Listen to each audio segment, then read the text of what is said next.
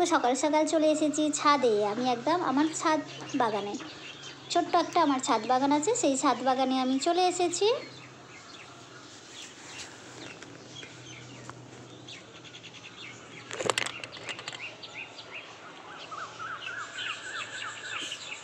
শুভ সকাল বন্ধুরা, কেমন আছো সবাই? আশা করছি সবাই ভালো আছো, আর আমিও ভালো আছি। আর আমার টুনটুনি করতে চ্যানেলে তোমাদের সবাইকে জানাচ্ছি অনেক অনেক ভালোবাসা।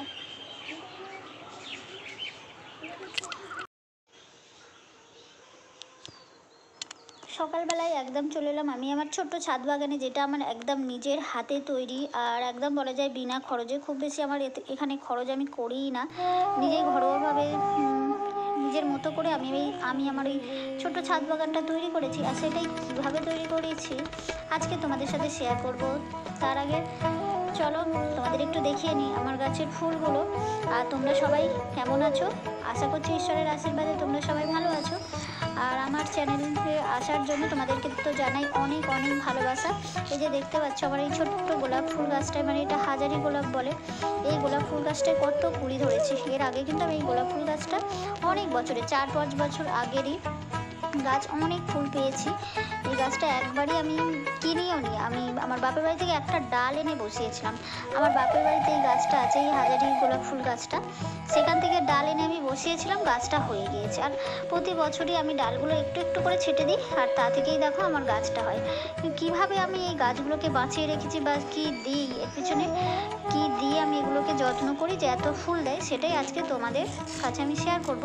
তবে আমি কিছু কিনি না, যেটা সত্যি কথা, আমি কিছুই কিনি না। আমার এগুলো সব নিজস্ব, ঘরোয়াভাবেই আমি এই গাছগুলোকে বাঁচিয়ে রেখেছি, আর এত সুন্দর আমাকে ফুল দেয়। আর দেখতে পাচ্ছি এই গোলাপ ফুল গাছটাতেও অনেক ফুল হয়েছিল, এখন তো ঝরে গিয়েছে। এর আগে কিন্তু প্রচুর ফুল হয়েছিল। এই ছোট্ট একটা গোলাপ গাছ বালতির মধ্যে করেছি, বিশাল বিশাল ফুল দিয়েছে, মানে অনেক অনেক ফুল দিয়েছে। আর এই যে কটা গাছ আছে দেখতে পাচ্ছ, সবই আমার পুরানো গাছ। আর তোমরা সবাই জানো যে এই চন্দ্রমল্লিকা গাছ একবার কিনলেই বারবার নিজেই চাষ করা যায়। তো আমার বারবারই নিজেই কেনা, মানে একবার কিনেছিলাম, তা থেকেই আমি নিজে তৈরি করে নিয়েছি। শুধুমাত্র কিনেছি এবারে আমি ডালিয়া ফুল গাছ, কিন্তু এখনও পর্যন্ত সেই ডালিয়া ফুল গাছে আমার ফুল দেয়নি, গাছটাই হয়েছে। আর আমি যদিও এবারে খুব দেরিতে কিনেছি, একটু এই ওয়াইটির মধ্যেই ব্যস্ত ছিলাম।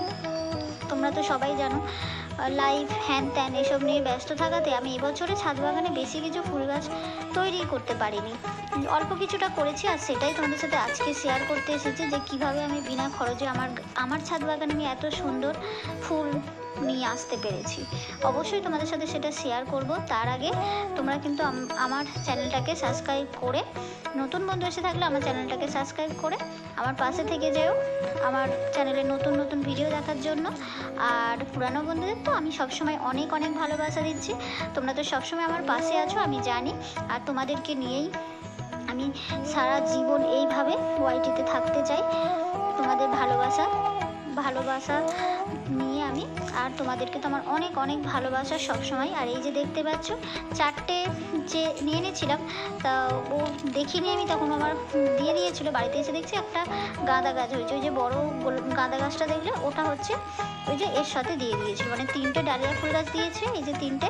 এখনও পর্যন্ত ওই যে কুঁড়ি এসেছে, এখনও ফুল আসেনি, জানি না কবে ফুল আসবে, গরমকাল তো এসেই গিয়েছে। তাই যাই হোক, যখন আসবে অবশ্যই তোমাদের সাথে শেয়ার করব। এখন সবে কুড়ি মাত্র ধরেছে, আর আমি 4টে চেয়েছিলাম, তা 4টের মধ্যে ও মুড়ে দিয়েছিল, আমি আর অতটা খুলে দেখিনি। বাড়িতে এসে দেখছি যে 3টে ডালিয়া ফুল গাছ আছে আর একটা গাঁদা ফুল, তা ও হয়তো ভালো করে লক্ষ্য করেনি।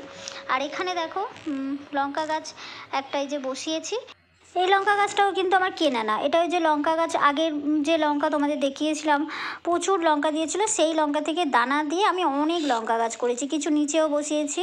আর এই যে এই টমেটো গাছে যে টমেটোগুলো দেখছো, এগুলোও কিন্তু আমার দানা ফেলেই টমেটো হয়েছে। বললাম না, কিছুই আমার কেনা না, সব নিজের হাতেই তৈরি এগুলো। এই যে লঙ্কা গাছে লঙ্কা ধরেও গিয়েছে, এই গাছটাতে সবে কুঁড়ি আসেনি, কিন্তু অন্য গাছগুলোই কুঁড়ি এসে গিয়েছে, তোমাদের দেখাবো। আর এই টমেটো গাছও আমার কেনা না, কোনো গাছই আমার কেনা না, আগের বছরের দানা রেখে দিয়েছিলাম, সেই দানা দিয়েই বসিয়েছি বসাতে। এত সুন্দর টমেটো গাছে টমেটো হয়েছে। এখনও পর্যন্ত যদিও আমি টমেটো তুলিনি, তুলবো, আর একটু বড় হলেই তুলে নেব। আর এখানে দেখো যে ড্রাগন গাছটাও আছে, খুব সুন্দর বড় হয়েছে। আর এই যে দেখো অনেক কিন্তু টমেটো গাছে কুঁড়ি এসেছে।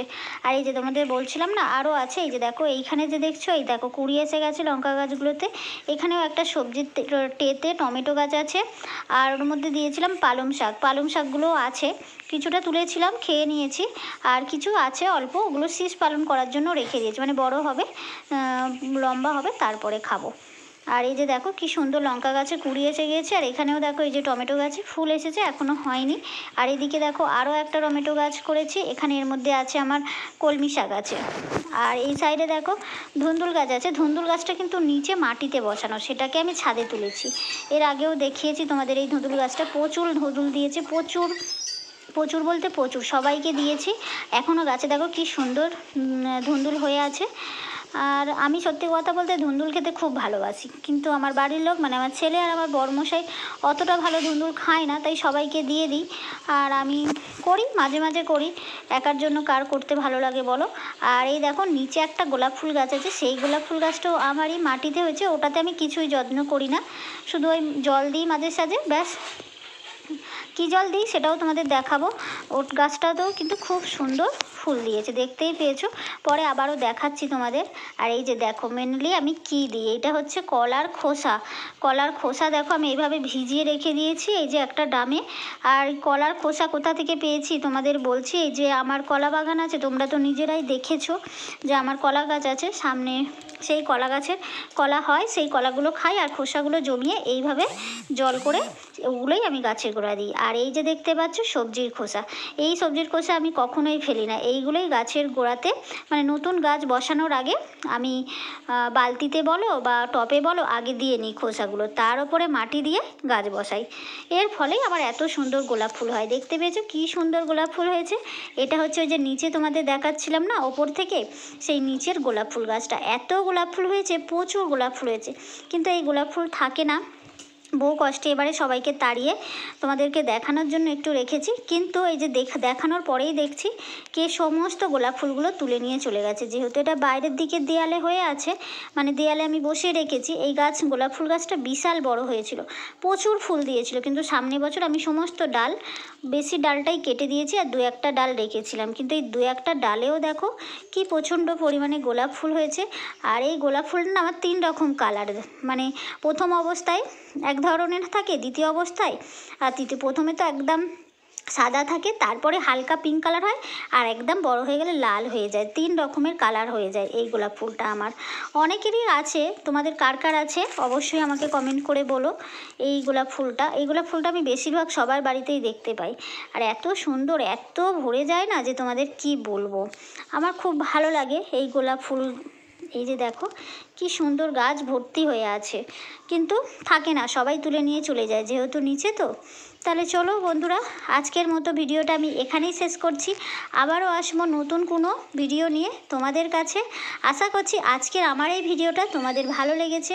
আজকের আমার এই ভিডিওটা তোমাদের যদি ভালো লেগে থাকে অবশ্যই কিন্তু সুন্দর দেখে একটা কমেন্ট করো, আর আমার পাশে সবসময় থেকে যেও। বাই বন্ধুরা, আবার আসবো নতুন একটা ভিডিওর সাথে তোমাদের কাছে। চলো সবাই ভালো থেকো, সুস্থ থেকো।